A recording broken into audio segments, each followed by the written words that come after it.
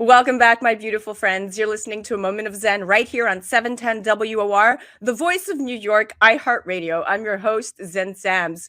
Coming up in our Trailblazers segment brought to you by OGPay.com, today we're featuring Eric LeGrand, motivational speaker, sports analyst, author, disability ambassador, and advocate. He is joined by his good friend, Dr. Harold Abaham, an accomplished college professor at Montclair State University and elementary school principal. Now, someone that grew up and still has a learning disability, it's Dr. Abaham's goal to ensure that all students are supported. Impressively, he was appointed by Governor Phil Murphy to serve on the State Council for Special Education.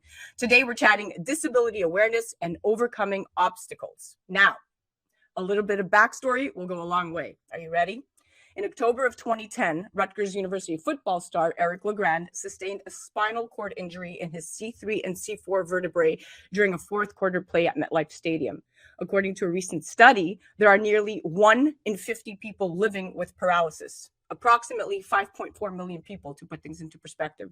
That's the same number of people as the combined populations of Los Angeles, Philadelphia, and Washington, D.C. And that number is nearly 40% higher than previous estimates showed. Now, we all know someone, a brother, a sister, a friend, a neighbor, or colleague living with paralysis. These aren't strangers. They are only 1 degree of separation from all of us. Eric harnessed the national spotlight he attracted from his injury to give back to the community and inspire those living with and impacted by paralysis. Team LeGrand was launched in September of 2013 as a fundraising arm for the Christopher and Dana Reeve Foundation. Since its inception, Team LeGrand has raised well over $2 million for the Reeve Foundation. Impressive. Welcoming now to the show is Dr. Harold Abaham and Eric LeGrand. Welcome to the show, gentlemen. Appreciate you guys having me on. Thank you for having me. Excited to have you both on. Eric, I'll start with you, okay? Your initial prognosis was grim, but you shattered all expectations for your recovery and rehabilitation. And during your time as a participant of the Reeve Foundation's Neuro Recovery Network, NRN, you took part in a rigorous rehabilitation regime, including locomotor training to reteach your body how to walk and improve your quality of life. Walk me through that experience, and how did you learn to adjust with life in a wheelchair? Yeah, that experience was honestly incredible. I've had well over 500 sessions on that treadmill, and I always say that it kept my body healthy, it kept it strong. You know, just going through the natural movements of being able to stand up, the weight bearing in your legs, the blood circulation throughout your body, and doing those natural walking motions. It was able to keep myself strong. My body still toned without having much muscle dystrophy. So it was a definitely, muscle atrophy. So it was definitely helped me out an entire amount. And there's a lot of secondary complications that come with spinal cord injuries too, with just lung capacity and losing, some lung deficiency there. So being able to do that training helped me out a lot, but adjusting to life in a wheelchair was definitely eye-opening and different. But now 12 years into my injury, I try to help as many people out there in a similar situation as myself. It's so beautiful. And anyone who has ever achieved something worthwhile has had challenges and setbacks, because anything that is worth doing is going to be difficult. So overcoming adversity is such a necessary step on the road to greatness. But paralysis is dramatically more widespread than previously thought. There's approximately 1.7% of the U.S. population. Like I said, close to 5.5 million people reported they were living with some form of paralysis. So what you are doing in this journey is extremely, extremely important and quite impressive. Dr. Abaham, thank you so much for introducing your friend Eric to our platform. My pleasure. He's an inspiration. He is. So this is a work in progress, and we are so thrilled here at WR and iHeart to feature the both of you. Talk to me, Dr. Abaham. You grew up with a learning disability and taught yourself to navigate life fully aware of this. How has knowing Eric inspired you? And more importantly, why did you become an advocate of disability awareness yourself? Yeah, well, growing up, I struggled with a learning disability. Contrary to belief, I really had a tough time in school. And it was only because of great teachers, coaches, and administrators that I was able to find the appropriate tools to become a successful learner. And I think over time, when you develop those skills, naturally you want to pay it forward and do what was done for you for other people. And I think Eric also shares those same sentiments, right? He's been able to take a really challenging situation and turn some of the challenges that he's been presented with into some incredible things and do so many kind things for people all around. So ultimately, that's a goal of mine. It's great that you overcame this, but overcame it with such a positive attitude to be able to give back and instill this even with your students and peers. I take my hat off to you. Eric, spinal cord injuries alone cost roughly $40.5 billion annually, a 317% increase from costs estimated back in 1998, which was only $9.7 billion. So people living with paralysis are often unable to afford health insurance that adequately covers the complex complications that are commonly linked with these conditions. And like many of those living with chronic illness, they are frequently forced to rely on friends or family members to serve as their primary caregivers. How are your efforts paving the way for the disability community, and what is the most important task at hand for you? Honestly, it's been a blessing to be able to work with the Christopher and Dana Reeve Foundation because of these exact statistics that you just mentioned. Being able to work with them, I've been able to learn how to, our motto is today's care, tomorrow's cure. So our Paralysis Resource Center, which is now the National Paralysis Resource Center, helps educate these new injuries that happen, unfortunately, every single day, and being able to point them in the right direction. Obviously, you want to educate somebody on the situation, but point them in the right direction on different recoveries, different therapies, also the caregiving side that you just mentioned, because a lot of times when someone has a spinal cord injury, it's not your life that's just affected. It's also the caregiver side and being able to get the proper care that you need and knowing exactly what to look out for. Because I'm not going to lie to you, before my injury, I had no idea about the spinal cord injury community and all the things that go in it. And now that I'm a part of it, we always say it's a family that you don't want to join, but once you're in it, we got you for life and we try to help as much as possible. But those costs of just healthcare in general is just out of the roof, and it's very expensive. And I've seen some very unfortunate situations that have happened with spinal cord injury patients where they don't have the funds to be able to renovate a house, and now they're 25 years old living in a nursing home and things of that nature. And it's sad. So you try to do as much as you can to advocate for people and get certain bills passed, but also continuing to get funding towards this, because it could happen to anybody at any given time. It's not like a spinal cord injury discriminates. It's being in the wrong place at the wrong time. Yeah, and your advocacy and your social activism for this in this particular case is extremely rewarding, not just to the community, but even to people like myself who found out about you and was completely in awe of how far you've come. Thanks, of course, to Dr. Abaham. But when you look at the stats, people living with paralysis have households with lower incomes. Roughly 28% of households with a person who is paralyzed makes than $15,000 per year. I mean, that's poverty line. So a lot of work is being done, but so much more has to be done. And so thank you for your contributions. Dr. Abaham, you are very much about setting the right example to your many students and peers. You clearly thrive on using life experiences to teach, advocate, and inspire, nonetheless pay it forward. Why is it so important for you to showcase the many faces of disability, and what message do you wish to give to the community?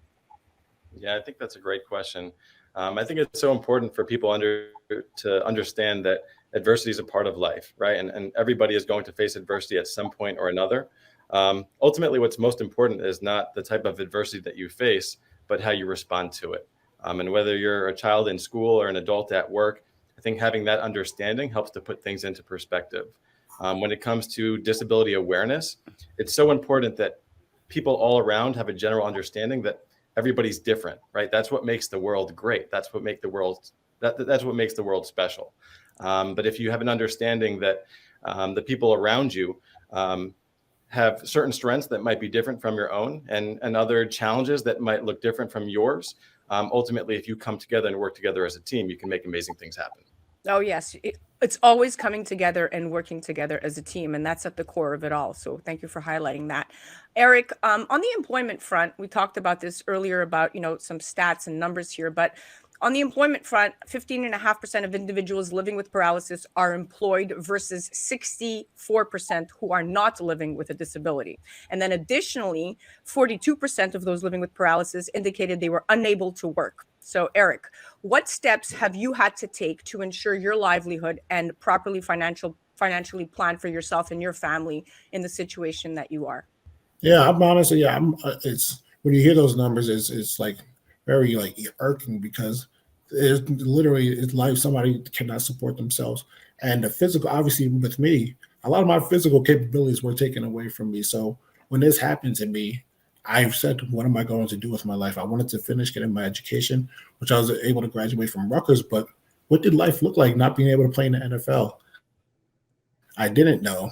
But as I started to go, through my journey, people continued to support me and wanted me to share my story. I picked up motivational speaking, learning how to be able to share my story, learning how to be able to, get a message across to a crowd, whether if it's students that I would be able to speak at Dr. Abraham's school, or if it's at corporate, corporate companies and things of that nature, but being able to share that message of overcoming adversity, to then jumping into the foundational side and getting my philanthropic side going and learning more about obviously spinal cord injuries and the paralysis community. And then from there, taking leaps of faith and diving into my coffee business and things like that. So being able to try to have, obviously the resources that I have at hand around me and the connections I've been able to make over the years have definitely helped me. But I just knew that I need to be able to use my mind as much as I can, since I can't have the physical capabilities to even reach up and shake your hand. So it was definitely a challenge, but I never backed away from a challenge, and I've never been afraid to, take that leap of faith. So that's kind of how I do it. But I know not everyone has the same resources. So I just try to do the best that I can. Well, you've done a great job so far, my friend. And just like philosopher Edmund Burke said, he that wrestles with us strengthens our nerves and sharpens our skills. Our antagonist is our helper. Life is the worthy opponent, the antagonist. We all need to grow. And when you have the right tools to overcome adversity, you embrace the situation as a helper rather than letting it stop you from achieving your goals and reaching your dreams. And that's exactly what you've done. So I commend you. Dr. Abaham, as a professor at Rutgers University and an elementary principal, when you encounter a child with any disability in your school, how do you ensure that they get the education that they deserve? Yeah, I think a lot of it comes down to teacher training and really working closely to ensure that instruction is differentiated and that it's geared to meeting the student's strengths, right? And in today's day and age, it's very different from what education looked like 10 years ago.